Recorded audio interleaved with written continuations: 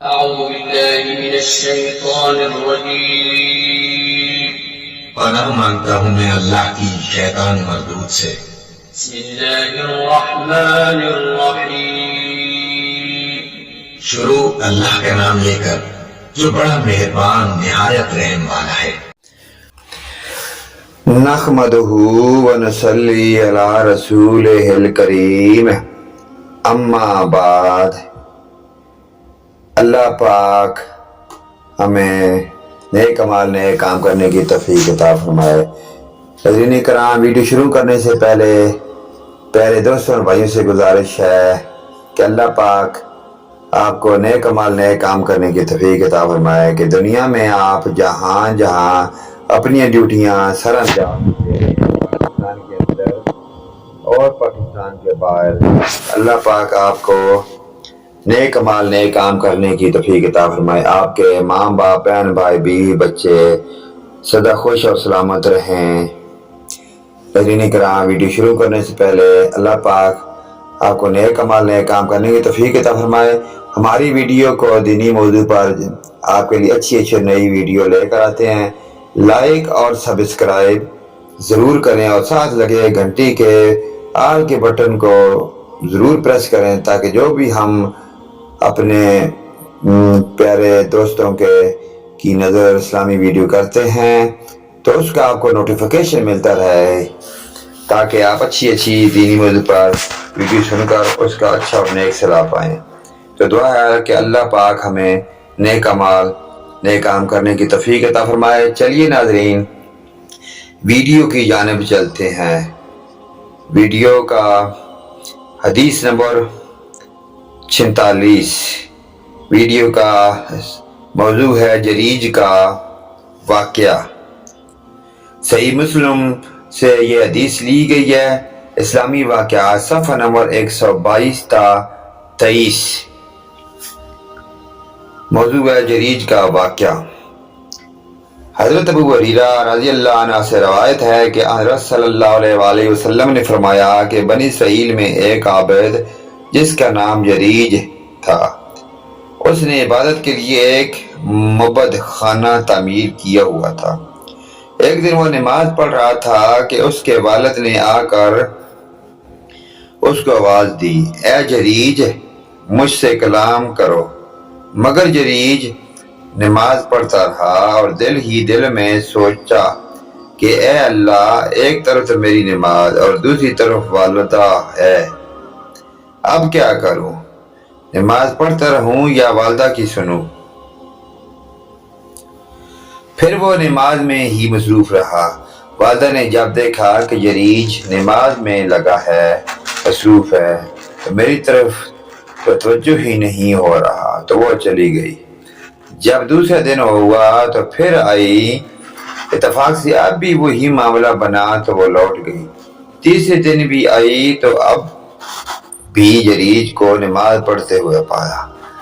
اس نے آواز دے کر بلایا، مگر جریج مجھے متوجہ نہ ہوا اور ناراض ہو کر چلی گئی اور غصے میں آ کر بد دعا دی کہ اے جریج، تمہیں اس وقت تک موت نہ آئے جب تک تم کسی بدکار عورت کا منہ دیکھ لو. اس کی دعا قبول ہو گئی. اس کی تعمیل یوں ہوئی کہ ایک دن جریج عبادت میں مصروف تھا کہ ان کی قوم میں سے ایک بری عورت اس کے پاس آئی اور اپنے ساتھ بدکاری کروانے کا جریج سے کہا، مگر اس نے انکار کر دیا اور وہ چلی گئی اور ایک چرواہے سے جا کر اپنی خواہش کی تکمیل کروا لی، جس سے وہ حاملہ ہو گئی. تو پھر جب اس نے بچہ جنا تو قوم نے پوچھا، یہ کس کا ہے؟ اس نے جریج کا نام لگا دیا. لوگوں نے غصے میں آ کر اس عابد کو بہت مارا اور اس کا عبادت خانہ بھی گرا دیا. جریج نے پوچھا، بھائیو کیا بات ہے، تم مجھے کیوں مار رہے ہو؟ انہوں نے کہا کہ تم نے اس عورت کے ساتھ بدفعلی کی ہے اور اس نے بچہ جنا ہے. جریج نے کہا کہ اس بچے کو میرے پاس لاؤ. لوگ لے آئے. جریج نے اللہ پاک سے دعا کی، پھر اس نے بچے کے پیٹ کو ہاتھ سے ٹھونکا اور پوچھا، یا غلام، اے بچے من ابوک، تیرا باپ کون ہے؟ اللہ پاک نے اس بچے کو قوت گواہی بخشی، وہ بولا ابی فلاں الراہی، میرا باپ فلاں بکریوں کا چرواہا ہے۔ جریج کی یہ کرامت دیکھ کر لوگ بہت شرمندہ ہوئے اور جریج سے معافی مانگنے لگے۔ پھر دریافت کیا کہ اب بتاؤ تمہارا معبد خانہ سونے کا یا چاندی کا بنا دیں؟ تو اس نے کہا نہیں، بس مٹی کا ہی بنا دو۔ صحیح مسلم سے یہ حدیث لی گئی ہے۔ اس واقعے سے ہمیں یہ سبق ملتا ہے کہ والدین کے ساتھ حسن سلوک کرنا چاہیے اور ان کی بد دعا سے ہمیں بچنا چاہیے۔ یہ بھی یاد رہے کہ اگر والدین اللہ اور اللہ کے رسول صلی اللہ علیہ وسلم کی نافرمانی کا کہیں تو پھر ان کی نافرمانی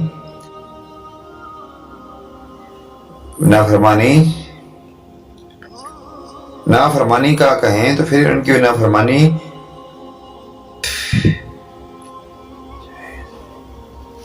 تو اللہ پاک ہمیں ان کی نافرمانی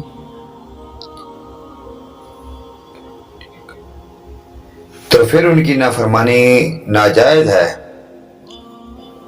تو اللہ پاک ہمیں آخرت کی فکر کرنے کی توفیق عطا فرمائے کہ اللہ پاک ہمارے والدین کو لمبی عمر عطا کرے اور ان کے ساتھ بھلائی کرنے کی توفیق عطا فرمائے۔ ناظرین کرام، آپ نے واقعہ حدیث نمبر 46 کا موضوع سنا کہ اللہ پاک کا حکم ہے کہ اپنے والدین کو ہر حال میں خوش رکھیں اور ان کے ساتھ بھلائی کریں اور ان کو افتق نہ کہیں۔